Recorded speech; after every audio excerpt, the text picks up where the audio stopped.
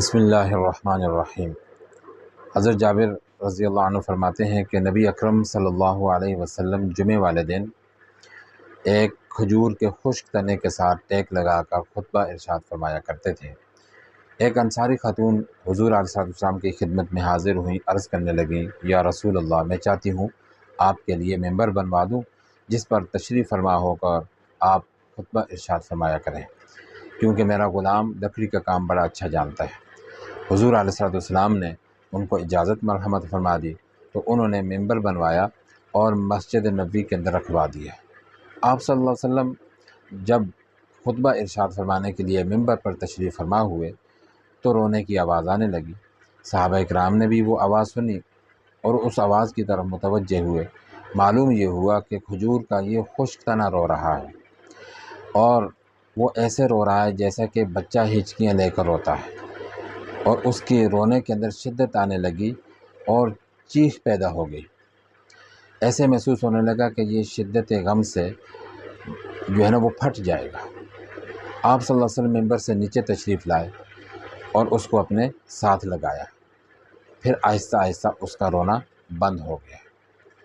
یہ ایک کھجور کا خشک تنا تھا جس کو حضور علیہ السلام کا کچھ وقت کے لیے ساتھ ملا تو اس میں ایسی محبت پیدا ہوئی حضور کی کہ آپ صلی اللہ علیہ وسلم کی جدائی کو برداشت نہ کر سکا اور شدت غم سے رونے لگا۔ اللہ رب العزت نے مجھے اور آپ کو ایمان کی دولت سے نوازا، حضور علیہ السلام کا امتی بنایا اور آپ پر ایمان لانے کی توفیق عطا فرمائی۔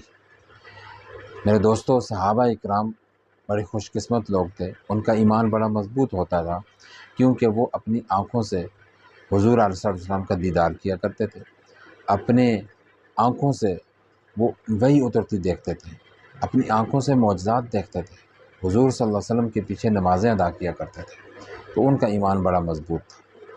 ہم 1400 سال بعد کے زمانے کے اندر پیدا ہوئے، تو آج ہمارا ایمان کیسے مضبوط ہو سکتا ہے؟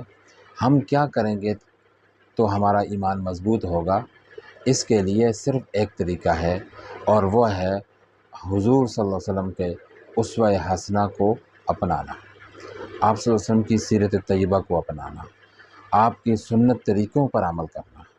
بس یہی ایک طریقہ ہے جس سے ہمارا ایمان مضبوط ہوگا اور جس سے ہمارے اندر حضور صلی اللہ علیہ وسلم کی محبت پیدا ہوگی، محبت مضبوط ہوگی، اور جتنی زیادہ محبت ہوتی جائے گی اتنا ایمان مضبوط ہوگا۔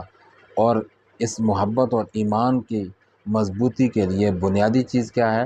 وہ ہے حضور صلی اللہ علیہ وسلم کے سنت طریقوں کو اپنانا۔